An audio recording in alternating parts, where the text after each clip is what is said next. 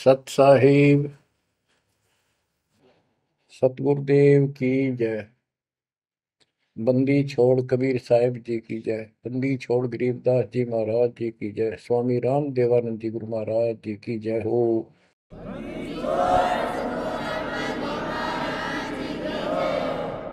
सर्व संतों की जय, सर्व भक्तों की जय, धर्मी पुरुषों की जय। श्री काशी धाम की जय, श्री सुडानी धाम की जय, श्री क्रोथा धाम की जय, श्री बरवाड़ा धाम की जय। सत साहिब गरीब नमो नमो सत पुरुष को नमस्कार गुरु की नहीं। सुर नर मुनिजन साधुआ संतों सर्वस दीन।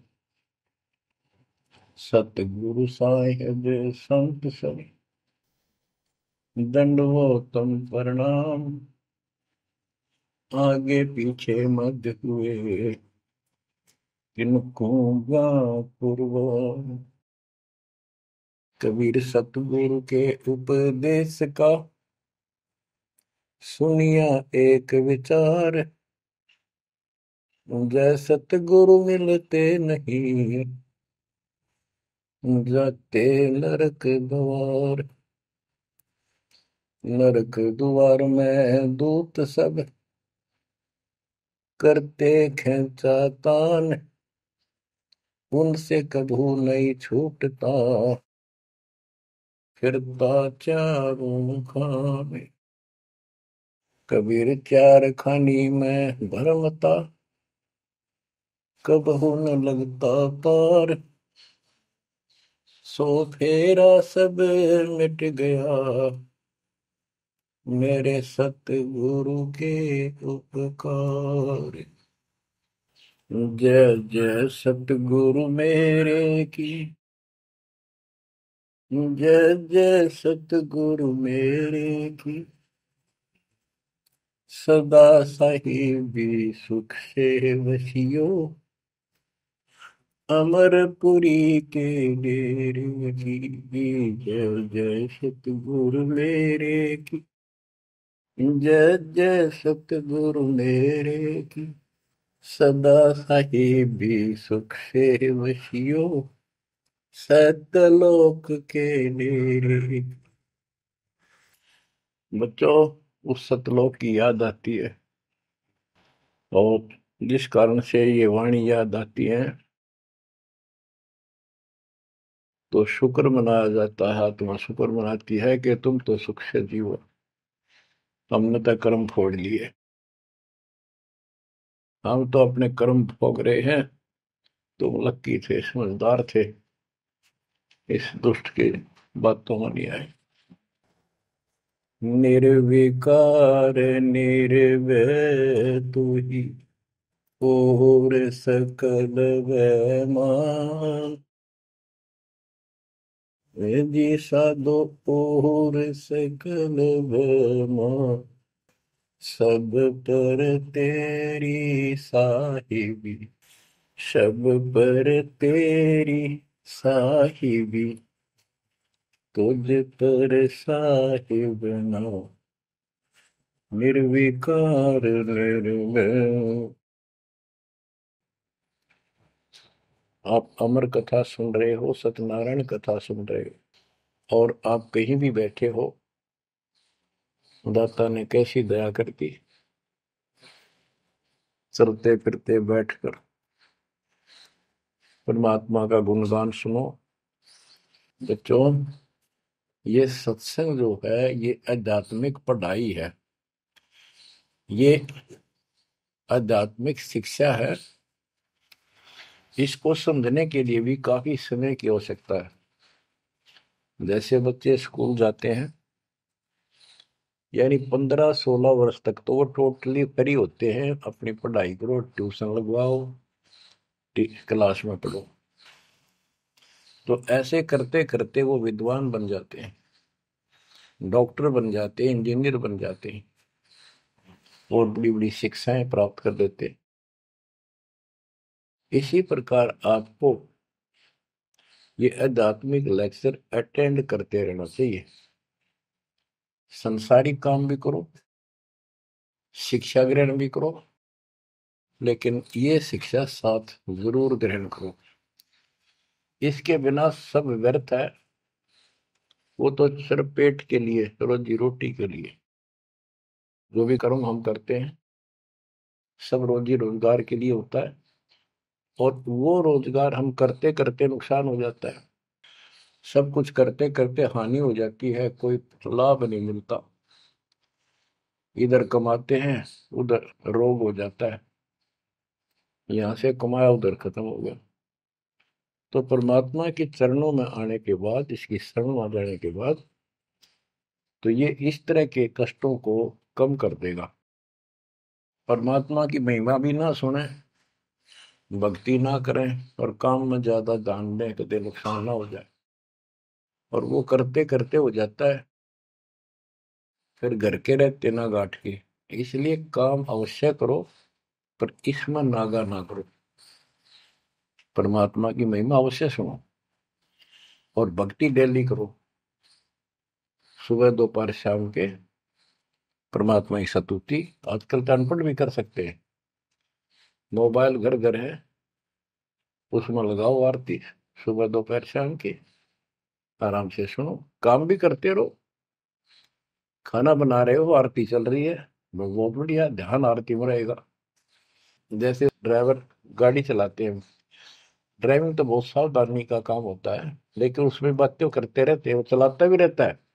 इसी प्रकार इस समय का ऐसे सदुपयोग करो, श्रवण भी करो, गाड़ी भी चलाओ, तो आरती भी लगा लो, उसके अंदर चलते रहो, सुनते रहो। तो परमात्मा ने आपके ऊपर रजा करने में कसर नहीं छोड़ रखी।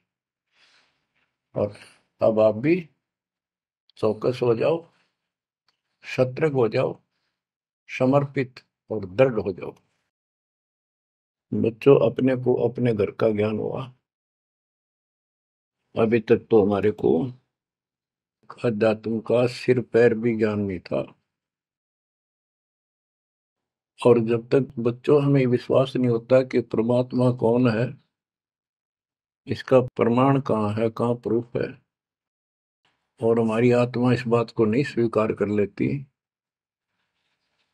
क्या सचमुच यही सत्य है, तब तक हम भक्ति भी करते रहते हैं और आत्मा अस्थिर रहती है, मन अस्थिर रहता है। कोई भी कोई साधना बताता है, हम उसी को करने के लिए तत्पर हो जाते हैं। वो पहले वाली तो छोड़ते नहीं, और भी शुरू कर देते, क्योंकि हमें चाह है परम पिता की। हमें इस बात का एहसास है कि एक शक्ति है जो हमारे दुखों का निवारण करती है, किस्मत से भी अलग देती है। किस्मत में दुख आया, प्रारब्ध में कष्ट हुआ, तो हम उसके निवारण के लिए किधर झाड़ फूक वालों के पास, कहीं हाथ दिखाने गए, कहीं पहाड़ों पर किसी ने बताया वहां गए, व्रत रखने को कहा वो रखा। हमने हर तरह से कोशिश की कि कोई सुख प्राप्त हो, ज्यादा धन प्राप्त हो, लेकिन ऐसा कुछ नहीं हुआ। वैसे कभी इत्तेफाक से कोई दाव लग गया, कोई हटकर कोई ऐसा लाभ होता दिखा हो गया, वो होना तो था कर्म का, प्रारब्ध में आ गया कोई, और वो सूत बैठ गया, और हम और दृढ़ हो गए उन्हीं पूजाओं पर, उन गलत साधनाओं पर जो गीता में मना कर रखा है। दास अपनी बताता है, ये आपके साथ भी अवश्य हुई है, आपको अब एहसास होगा। जैसे दास बचपन से रामकृष्ण और विशेषकर विष्णु जी का, कृष्ण जी का विशेष भक्त रहा है, इसके साथ हनुमान जी के प्रति भी लगन में, तड़प में, चाह में कोई कमी नहीं थी। इस कारण से मंगलवार का व्रत रखना, किसी ने बता दिया कि जरूर राजस्थान में सालासर एक स्थान है जहां पर हनुमान जी का बहुत प्रसिद्ध मंदिर है और वहां जाने से सारे सुख हो जाते हैं। तो दास सिरसा सर्विस करता था। हरियाणा का एक शहर है, पंजाब से सटा हुआ डिस्ट्रिक्ट है। वहां से पता चला तो दास बैठ कर ट्रेन में सालासर पहुंचा, शुरू उतरा वहां से अन्य साधनों से। वहां एक छोटा सा गांव सालासर, वहां एक छोटा सा मंदिर और उसमें एक पत्थर की मूर्ति। उसकी शक्ल भी ठीक सी कोई ना, हनुमान का वो आइडिया लगाया जाता। उस समय, ये सन 1978 की बात है, ऐसा कोई वहां पर ज्यादा भीड़ नहीं होती थी। हम सुबह आराम से दर्शन कर लेते थे। हद से हद 500-400 आदमी जाते थे। फिर देखते देखते 10 साल में वहां पर टेढ़ी मेढ़ी लाइन बनने लगी, यानी 4-4 घंटे में नंबर आने लग गया।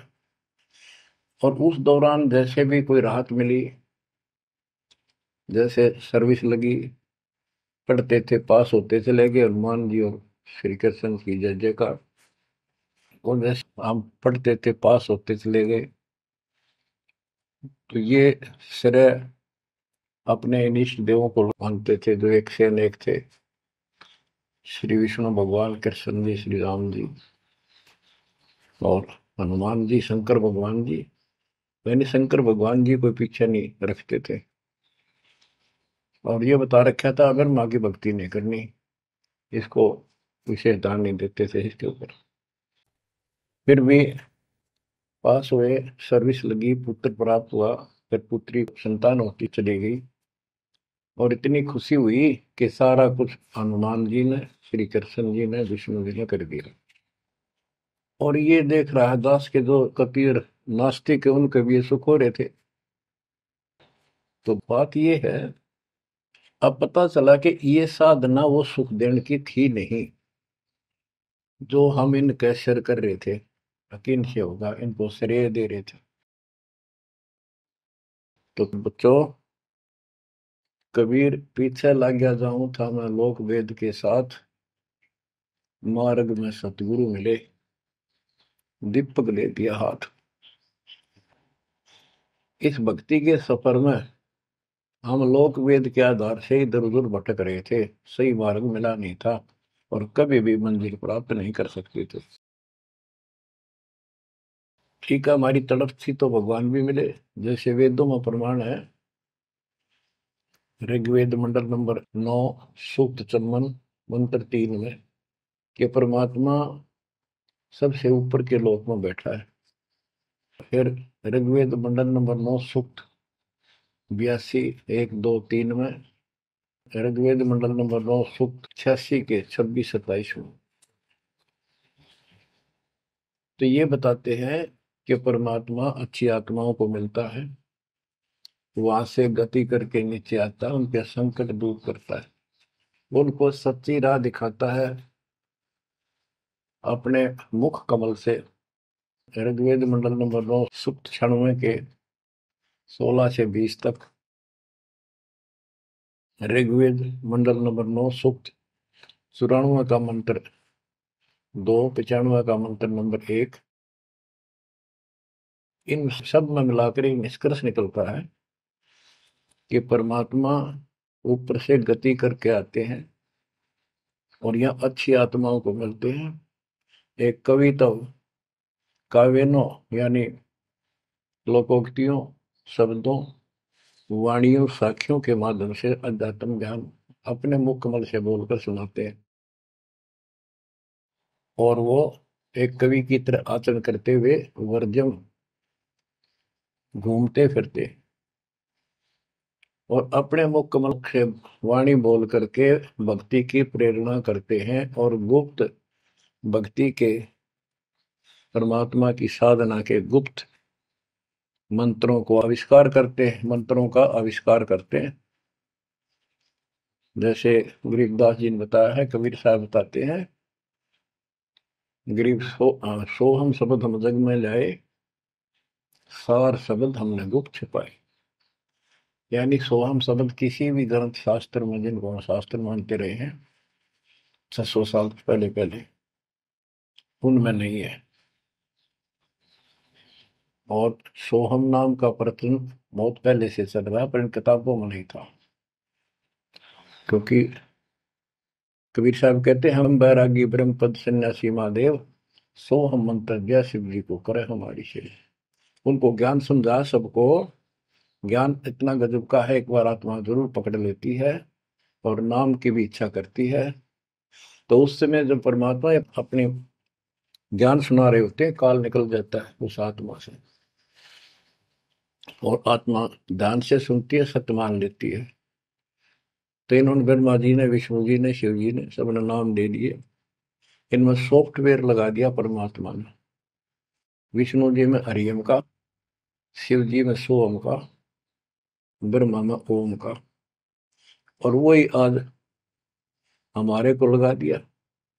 अब हम अपना काम इनसे डायरेक्ट ले रहे हैं। तो कहने का भाव ये है कि जिस समय परमात्मा अपना ज्ञान सुनाते हैं, काल भाग जाता है। परमात्मा के वहां से आते ही काल प्रवेश कर जाता है, उनकी बुद्धि को फेर देता है। इसी कारण से दोबारा इन्होंने परमात्मा की वाणी सुनी नहीं, विचार नहीं सुना, और ये धोखा खा गई। हमने भी बहुत बार धोखा खा लिया, शंखों बार हम ये कष्ट उठा चुके और ये धोखा खा चुके हैं। तो अपने भगवान को छोड़कर इन बकवादा में बड़े रहे।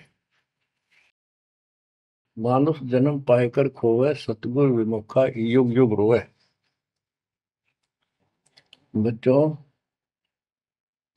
गिरीश सतगुर संगत छोड़कर लाख वर्ष जप कीन, इंद्रिय क्रम ना मोक्ष होए, अरे काल के आदि।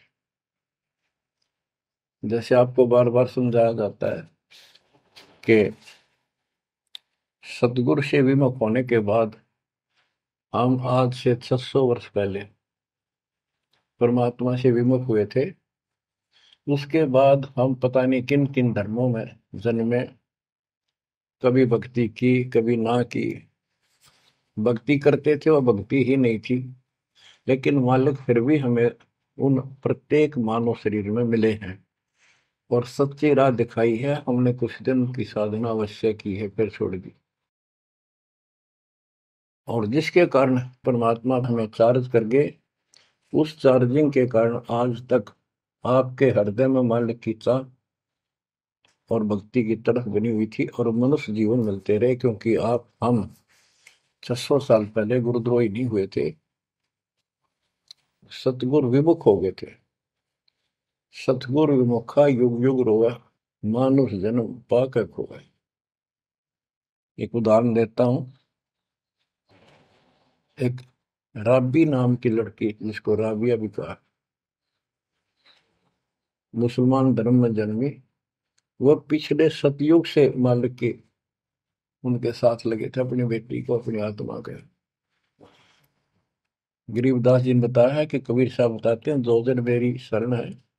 यानी एक बार किसी युग में चाहे वो 10 दिन भी नाम ले ले, फिर छोड़ दिया वो, मालिक उसको अपने खाते में लिख लेता है।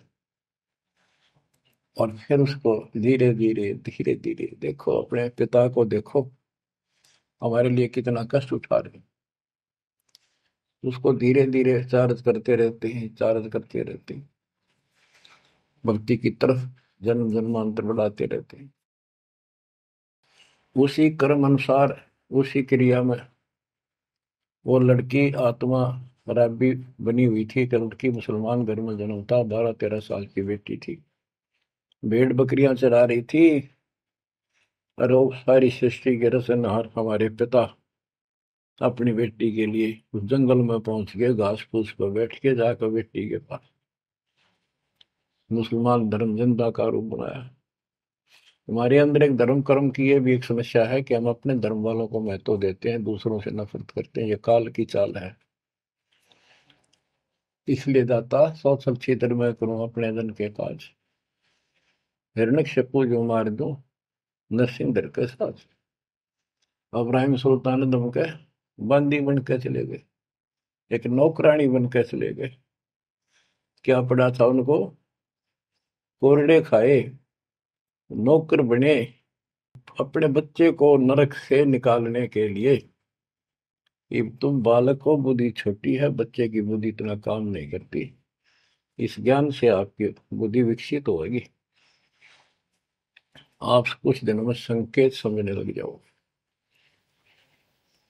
अब जैसे राबी को मालिक ने समझाया, तो बच्चों, परमात्मा अपनी उस बेटी, उस आत्मा के, राबिया के पास जाकर बैठ के जंगल में गर्मी सर्दी घास फूस के ऊपर बैठ के और उसको समझाने लगे, बेटी भक्ति किया करो। तो बच्ची थी, जैसे उस धर्म के अंदर जन्मी थी, उसमें जो साधना बताते थे उसको कहती थी हम करते हैं, ऐसे करते हैं, नमाज करते हैं, ईद बकरीद मनाते हैं। तो परमात्मा ने उनको काफी समझा, कई दिन लगातार जाते रहे, ये चले जाते फिर आ जाते। अंत में लड़की ने स्वीकार कर लिया, भगवान मुझे वो सच्चा राह बता दो जिससे मोक्ष मिले। परमात्मा ने उनको मंत्र दिए, ये मंत्र दे दिए पांचों, लेकिन ये नहीं बताया कि किस किस के हैं, क्योंकि इसके बताने की जरूरत भी नहीं है। या तो चाबी है, किसी भी खजाने की है या कोई और सामान वाले की है, उस ताले के लाओ खुल जाएगा और उसमें जो सामान है आपको मिल जाएगा। फिर भी याद होना आवश्यक है कि ये इसमें यूं सामान है, इसमें ये सामान है। तो लड़की ने कुछ दिन मालिक की साधना की, 4 वर्ष। उसके बाद समाज के दबाव में शानी होगी, उसने यहाँ तक फैसला कर लिया कि ये तो संस्कार बढ़ते चले जाते हैं, शादी ही नहीं कराऊंगी, विवाह नहीं कराऊंगी। उसने निकाह करने से मना कर दिया। माँ बाप ने कोशिश की, लड़की जवान होगी, लेकिन बिल्कुल स्पष्ट शब्दों में कह दिया, मैं विवाह नहीं करूंगी, मैं अल्लाह खुदा को प्राप्त करूंगी। माँ बाप परेशान हो गए कि बच्ची है, इसने तो जिद लगा ली, और इसका जीवन कैसे पार होगा, कैसे पास होगा, तो हो ही नहीं सकता। बच्चों ने कहा, बेटी या तो निकाह कर लेना, हम दोनों मरेंगे। लड़की ने सोचा, चल माता पिता की हत्या का क्यों सिर पर दोष लूं, आगे अपने पति से बात कर रहे हैं।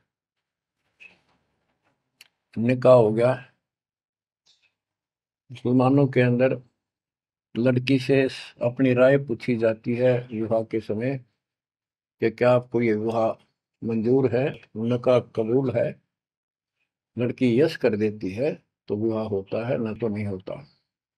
ये स्वतंत्रता बेटी को है। उसने यस कर दी, विवाह होगा। उनका पति बहुत बड़ा अधिकारी था, अफसर था, साहब था। मुसलमानों में एक से अधिक विवाह भी हो जाते हैं, सामान्य बात है। तो उसने यही विचार किया था कि तो शादी और कर लेगा, वहां दबाव बनाऊंगी, ना तो मर जाऊंगी और क्या इलाज है। तो उसने अपने पति से अपना उद्देश्य बता दिया, मैं भक्ति करना चाहती हूँ, मेरी कतई तमन्ना नहीं है कोई शादी और बच्चे पैदा करने की। यदि आप मेरे साथ जबरदस्ती करोगे तो मैं सुसाइड करूंगी। उनका पति भगवान से डरने वाला मुसलमान था, वास्तव मुसलमान था। उसने कहा, राबिया आपने निकाह कबूल क्यों किया, ये बता। उसने कहा कि मेरी मजबूरी थी, मेरे माता पिता मर जाते, मैं वो दोष नहीं लेना चाहती थी, उनका भी काम बन गया। कि आप बताओ आपका क्या इरादा है। मेरा फाइनल है, या तो मौत या अपनी भक्ति करूंगे। इतना दृढ़ विश्वास देखकर उसने कहा कि राबिया कोई बात नहीं, आप भक्ति करो, मैं अल्लाह के मार्ग में बात नहीं बन सकता, मैं भी भगवान से डरने वाला हूँ। लेकिन जैसे आपकी लोक लाज के कारण आपके पिता की समस्या प्रबल थी, इसी प्रकार समाज हमारा भी है, लोक लाज हमें भी है। आप मेरी दृष्टि में, मेरी तरफ से तो मेरी सिस्टर होगी, समाज की दृष्टि में मेरी वाइफ बनकर रहना होगा। वो बोली मुझे मंजूर है। उसके लिए अलग व्यवस्था कर दी अपनी भक्ति कर, किसी चीज की कमी नहीं आने देंगे। उसने अपनी और शादियां कर ली।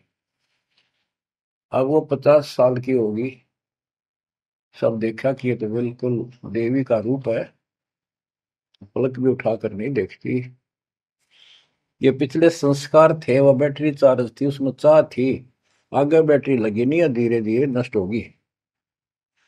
या रोड मारा काल मारी, ये बहुत बड़ा षड्यंत्र है। सतगुरु कबीर साहब ने इसको कोई खोल नहीं सकता, इसे बचा भी नहीं सकता। इसलिए सतगुरु की शरण नहीं छोड़नी चाहिए। उसने अपने पति, जो संसारिक दृष्टि के पति से कहा कि मैं हज करने जाना चाहती हूँ। उसने कहा अच्छी बात है, जाओ, और कोई व्यवस्था ऊंट घोड़े की करवा देता हूँ, उस पर आराम से बैठ कर जाइए। बोली नहीं, मैं पैदल जाऊंगी, क्योंकि ये आस्था हमारी भगवान के प्रति अहंकार में नहीं, ऐसे जावा तो और बढ़िया है, ये वो शुरू से धारणा है। उस समय साधन भी नहीं होते थे, ऊंट घोड़े होते थे, रेगिस्तान में ऊंट ही चलते थे। वो बोली नहीं, मैं पैदल जाऊंगी। राबिया पैदल जा रही थी, रास्ते में कुआं था, उसमें बाल्टी और रस्सा नहीं था। एक कुतिया वहां पर बहुत बुरी तरह रो रही थी, कभी कुएं की तरफ जा रही थी, राबिया के चरणों की तरफ आ रही थी। वो समझ गई कि प्यासी है, और साथ में बच्चा है, मरेगी की बच्चे भी मरेंगे। आओ देखा ना ताओ देखा, दया बिना दरवेश कसाई। वो दरवेश थी, संत थी, दयालु थी, असली मुसलमान थी। उसने अपने बाल पाड़े सिर के, रस्सी बनाई लंबी, वो 100 फुट नीचे पानी होता था, और फिर अपने कपड़े निकाल कर शरीर के उसके बांध कर नीचे भिगो के बाहर टपकाए।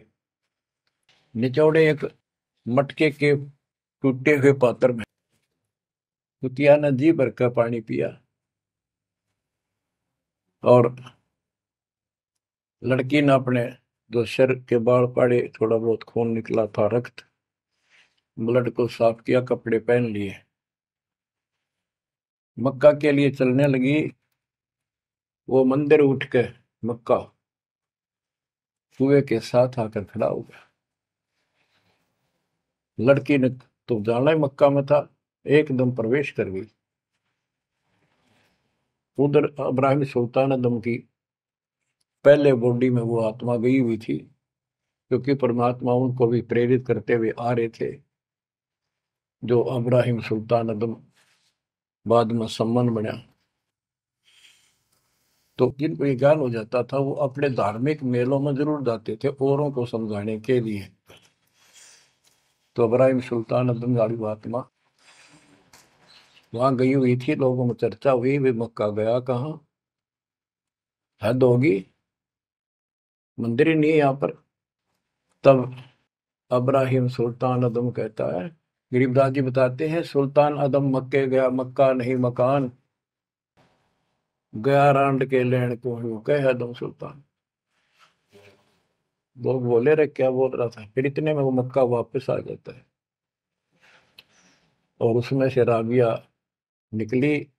राबिया देखी, लोग भाग कर प्रवेश किया, देखा तो एक राबिया ने, एक लड़की, उसने अपना परिचय दिया।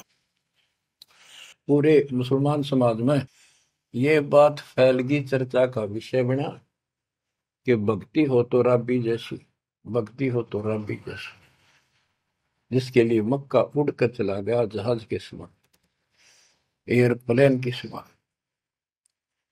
तो वह हज के लिए गए हुए व्यक्ति इब्राहिम सुल्तान से बोले, अरे भले आदमी, तो एक देवी को क्या कह रहा था, गया रांड के लेने को, नो कह तुम सुल्तान, एक नकमी आत्मा को यो मक्का लेने गया है।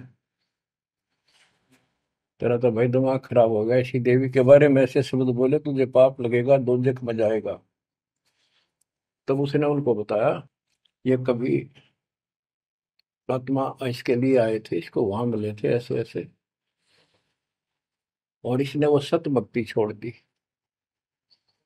क्योंकि परमात्मा साधु रूप में कहीं प्रकट हो जाते हैं, ये उनका एक नियम है, अच्छी आत्माओं को मिलते रहते हैं।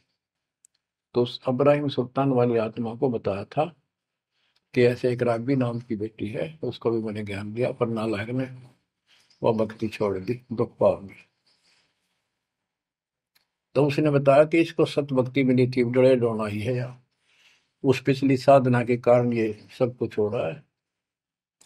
परंतु उन लोगों के अबन में कहाँ समाने वाली थी ये बात, दो अक्षरों में। उस जीवन को पूरा करके वो लड़की, वो आत्मा अगले जन्म में एक बांसुरी नाम की लड़की बनी, जन्म हुआ। धार्मिक शब्द सुनाया करती थी, बड़ी परमर की प्रेरणा थी, उसमें भी अनमैरिड रही वो। और यहां तक विचार कर लिया कि ये सुना है मक्के में जो मरता है वो सीधा जन्नत में जाता है, स्वर्ग में। तो इससे बड़ी अवसर कहाँ मिलेगा, अगर दोस्ता होगी। मक्के में अपनी गर्दन काट दी और चढ़ा दी, सब जगह ये चर्चा होगी, भाई बांसुरी तो जन्नत में जाएगी, सीधे दरवाजे खुले हैं। अब बताओ, वो तो लोकवेद था, तत्व ज्ञान क्या कहते। उसके बाद वो लड़की अगले जन्म में फिर लड़की रूप में जन्मी, युवा होकर वैश्या का जीवन दिया, सारा जीवन गंदे कर्म करो, एक भी अच्छी सोच नहीं थी। छोड़ दिए कर्म काल ने, मानुष जन्म पाकर खोए, सतगुर विमुखा युग युग रो। वो फिर मर गई उस गंदे जीवन को भोग कर, पाप इकट्ठे करके ढेर ला गए। उस 3-4 साल की साधना से उसको मनुष्य शरीर मिलते रहे। उस दौरान परमात्मा ने कोशिश की, लेकिन वो रंग में रंग चुकी थी। बांसुरी वाले में खुद गायक बन गई, लोग प्रशंसक हो गए, बड़े बड़ी अल्लाह का ज्ञान सुनाती है। और वैसा बनने के बाद उसकी कर्म वैसे फूट लिए, अच्छे बात समझ में नहीं आई।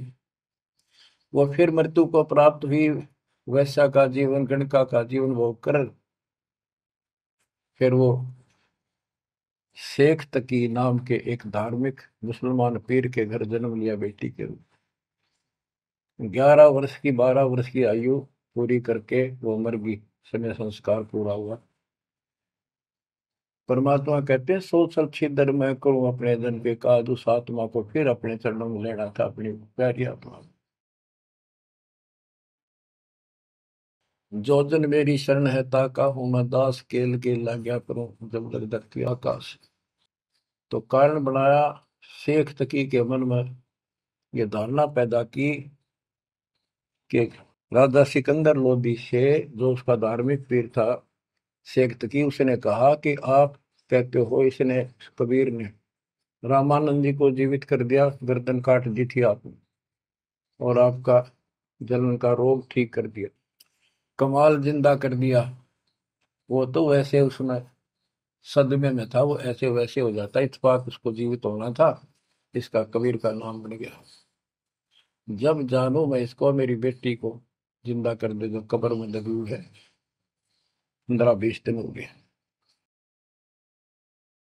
तो कबीर साहब से कहा गया, कबीर साहब ने कहा कि आसपास के लोगों को बता दो कि आ जाओ, एक कमाल होगा।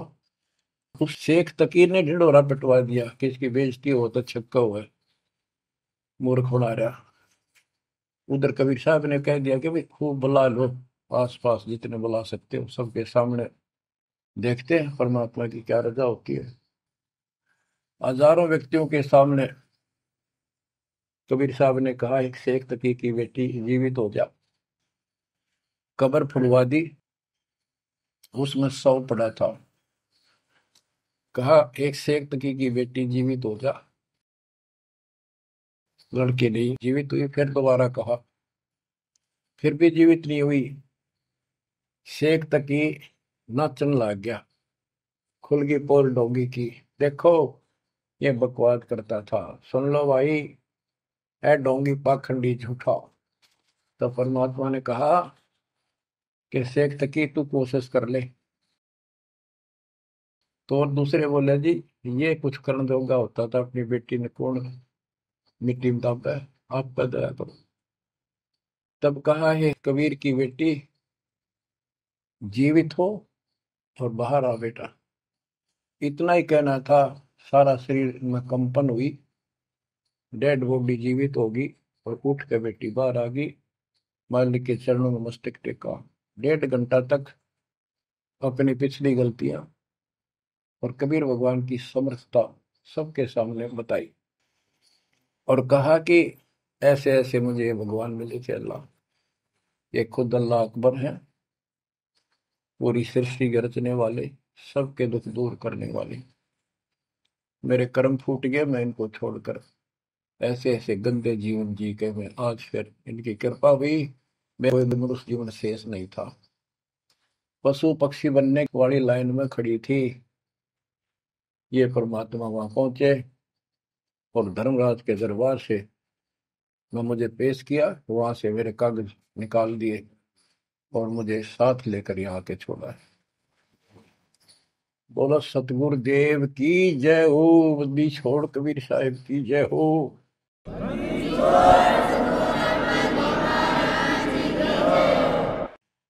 तो उसने कहा बेटी जा अपने पिता के साथ, कबीर साहब ने कहा शेख तकी के साथ। तो बेटी बोली मुझे अपना पिता मिल गया, अपना मालिक मिल गया, इस कर मेरा संस्कार इतना ही था। आप मेरे पिता हो, सारी सृष्टि के मालिक हो, मैं तो आपके साथ रहूं। अपने गुरु के मैं संग संग होली, अपने गुरु के मैं संग संग होली।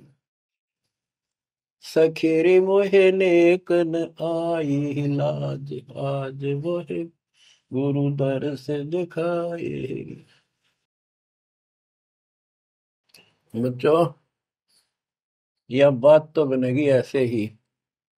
पानी कहते, देसी कहावत है, पानी तो झील में नीचे के स्थान पर आके ही टिकेगा। वैसे पलट में कितना ऊंचा चढ़ जाए लेकिन टिकेगा वहीं आके।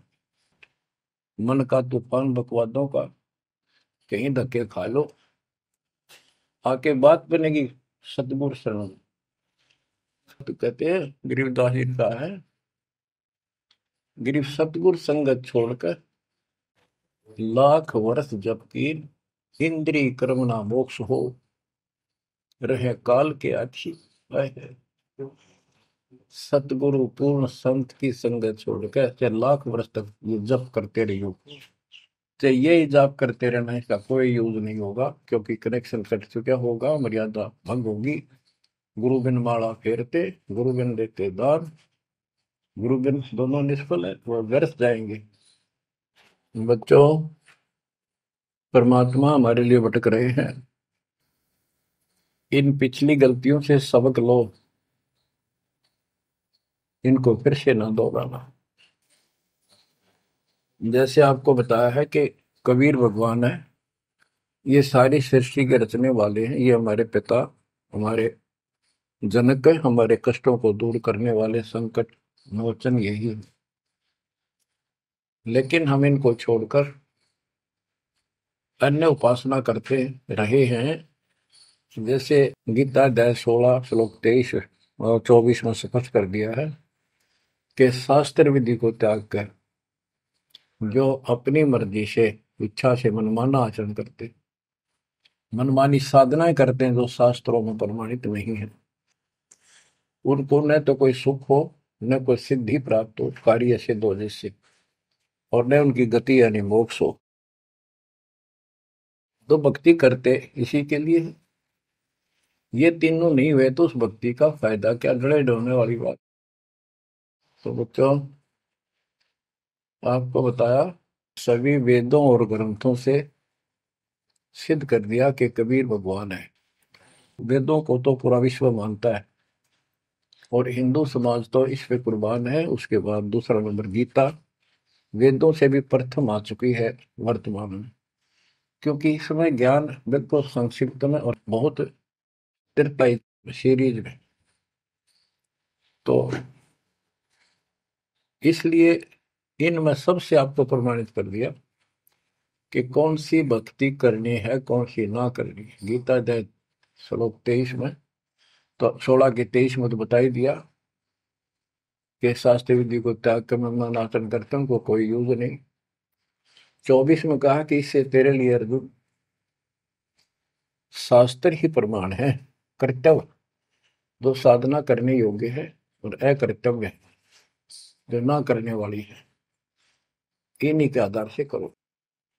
गीता अध्याय 9 श्लोक 25 में कहा कि भूत पूजने वाले भूतों को प्राप्त होंगे, पितर पूजने वाले पितरों को प्राप्त होंगे, देवताओं की भक्ति करने वाले देवताओं को प्राप्त होंगे, और मेरी भक्ति करने वाला मुझे प्राप्त होगा। अपनी साधना का पूरी गीता में 8वें अध्याय के 13वें श्लोक में एक मंत्र बताया है, ओम इति एक अक्षरम, ओम इति एक अक्षरम व्यवहारण माम मम ब्रह्म अनुसमरण। ओम इति एक अक्षरम मम मम ब्रह्म यह प्रयाति तजन देव से याति परमात्मा। मुझ ब्रह्म का केवल एक ही मंत्र है जिसका जाप करना अंतिम सांस तक जो इसकी साधना करता है वो मेरे से इस ओम से प्राप्त होने वाली गति को प्राप्त होता है।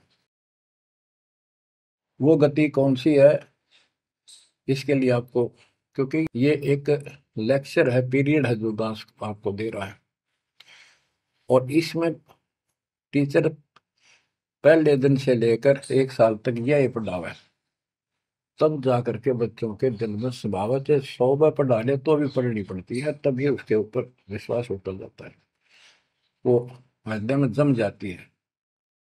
श्री देवी भागवत के 6ठे स्कंद में हिमालय राजा को देवी, वो देवी का परम भगत था, कुछ बातें नहीं हो रही थी, तो उसने कहा मुझे मोक्ष दो।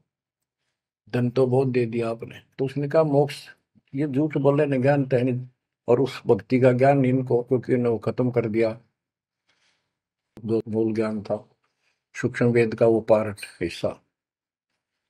तो इसने कहा कि ओम का जाप कर। राजा हिमालय से श्री देवी ने कहा, दुर्गा ने, ओम का जाप कर और सब बात छोड़ दे, वो ब्रह्म दिव्य आकाश रूपी ब्रह्म लोक में रहता, उस ब्रह्म को प्राप्त हो जाओगे, तुम्हारा कल्याण हो। गीता अध्याय 8 श्लोक 16 में बताया है कि ब्रह्म लोक में गए वे भी सब पुनरावृत्ति में है। गीता चारों वेदों का सारांश है, ये वेद है, जितना इसमें वेदों वाला ज्ञान है वो सत्य है, कुछ काल ने अपना मिलावटी किया है, वो अलग दिखाई देता है, वो केवल युद्ध कराने के लिए अटकलबाजी इसने की है, और बीच में अपना तड़का भी लगाया है, वो साफ निर्णय हो गया, क्योंकि सूक्ष्म वेद सब कुछ है, उससे सभी छट गया अलग अलग से, ये गलत है ये ठीक है। तो ब्रह्म लोक में गए हुए भी पुनरावृत्ति में पुनर्जन्म होता है। गीता अध्याय 4 श्लोक 5 में इसने स्पष्ट कर दिया, तुम तेरे मेरे बहुत जन्म हो चुके हैं, तू नहीं जानता नहीं है। गीता अध्याय 2 श्लोक 12 में यही 10 के 2 में बताया कि मेरी उत्पत्ति तो हुई है, लेकिन ये ऋषि देवता नहीं जानते, क्योंकि ये मेरे से उत्पन्न हुए। फिर उस ज्ञान को, जैसे जहां से शुरुआत हुई थी कि परमात्मा सतलोक से सबसे ऊपर के लोक में रहता, वहां से चलकर गति करके आता है, अपना सच्चा ज्ञातम ज्ञान खुद बोलकर बताता है। गीता अध्याय 4 श्लोक 32 में, ये कोड वर्डों में है गीता ज्यादातर, उसमें बताया कि जो ज्ञान ब्रह्मणे मुखे सचिदानंद घन ब्रह्म ने अपने मुख कमल से बोली वाणी में बोला है, उस वाणी में संपुष्टार के साथ लिखा है, उससे ये पूर्ण मोक्ष होगा, फिर कभी जन्म मरण नहीं होता। उसके बारे में चौथे अध्याय के 34वें श्लोक में कहा है कि उस ज्ञान को तत्वदर्शी संतों के पास जाकर समझ, उनको दंडवत प्रणाम करने से, कपट छोड़कर उनकी सेवा करने से वो तत्वदर्शी संत जे तत्व ज्ञान का उपदेश करेंगे। गीता अध्याय 15 श्लोक 1 में स्पष्ट कर दिया है, जो इस उल्टे लटके हुए संसार रूपी वृक्ष की के सभी विभाग का नारा नारा ज्ञान बता देता है, सभी विभागों का पार्षद सवेदवित वो वेद के तात्पर्य को जानने वाला है।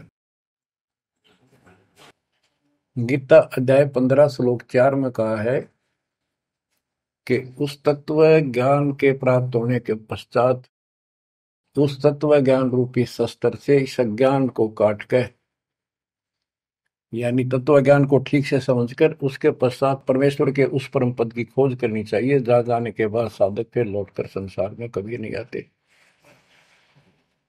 और उसी की भक्ति करो जिसने सारे संसार रूपी वृक्ष को बनाया है, सृष्टि रची है। बच्चों, ये है वो तत्व ज्ञान, ये है वो मूल ज्ञान, सार ज्ञान निष्कर्ष निकाल के रख दिया गया है। अब गीता बोलने वाले ने कहा है कि उस तत्व ज्ञान के अंदर सब कुछ निष्कर्ष है, उसको समझो। यही कुरान शरीफ के अंदर, कुरान मजीद के अंदर सूरत फुरकानी 25 आयत 52 से 59 में यही स्पष्ट किया है। वो कबीर नाम का परमात्मा है जिसने सारी सृष्टि रची, जिसने सब आपको संतान माता पिता का रूप दिया, सबके कर्मों को वो काटने वाला है, सबके कर्मों को ठीक से जानता है। 6 दिन में सृष्टि रच के जो 7वें दिन तक प्रजा विराजा, उसकी खबर किसी बाखबर से पूछो। गरीबदास जी कहते वेद कतेब एक है भाई, और वेद कतेब का ज्ञान है दूर, वो संतों का मार्ग दूर। ये अधूरा ज्ञान है, जब इसमें स्पष्ट है ही नहीं, जब ये कह दिया कोई और बताओगा तो वो और अब आपके सामने है, आपको प्राप्त हो चुका है। अब भी बच्चों नहीं समझोगे तो कौन सी विधि अपनाएं जो आपकी आंखें खोले। कबीर द्वार धनी के पड़ा रहे, धक्के धनी के खावे, 100 काल जो ही पर द्वार छोड़ नहीं जावे। अब आपने इतना करना है, इस ज्ञान को समझकर मालिक से दूर ना होना, सतगुर विमुखा मत हो जाना। इसमें आपको अच्छा लगे चाहे कोई कष्ट लगे, वो कष्ट भी गॉड गिफ्ट होगी। हो सकता है पता नहीं कौन सा पाठ सा कष्ट आपका हल्के में टल रहा हो, पर जल्दी ना करया करो। और तो धरती पर कहीं जा रही हो तुम्हें कभी राहत नहीं मिलेगी। तो बच्चों, मानत ना मन मोरा साधो, मानत ना मन मोरा रे, बार बार मैं ये समझाऊं जग में जीवन थोड़ा रे, बार बार मैं ये समझाऊं जग में जीवन थोड़ा। दुविधा दुर्मति चतुराई में जन्म गया नर तोरा रे, अब भी आने में लो सत्संग में, करो गुरु ज्ञान पर गौरा रे। अब भी आने में लो सत्संग में, करो गुरु ज्ञान पर गौरा रे। शरण पड़े को गुरु संभाले, जाने का बालक भोला रे। कहे कबीर तुम चरण चित राखो, जो सोई में डोराए। कहे कबीर तुम चरण चित राखो, जो सोई में डोरा रे। मानत ना मन मोरा साधो, मानत ना मन मोरा रे, बार बार मैं ये समझाऊं जग में जीवन थोड़ा रे। बच्चों, जैसे धागा सुई में चिपका रहता है, ऐसे लटके रहियो परमात्मा के दास के चरणों, मोक्ष मिलेगा सत्साहिब।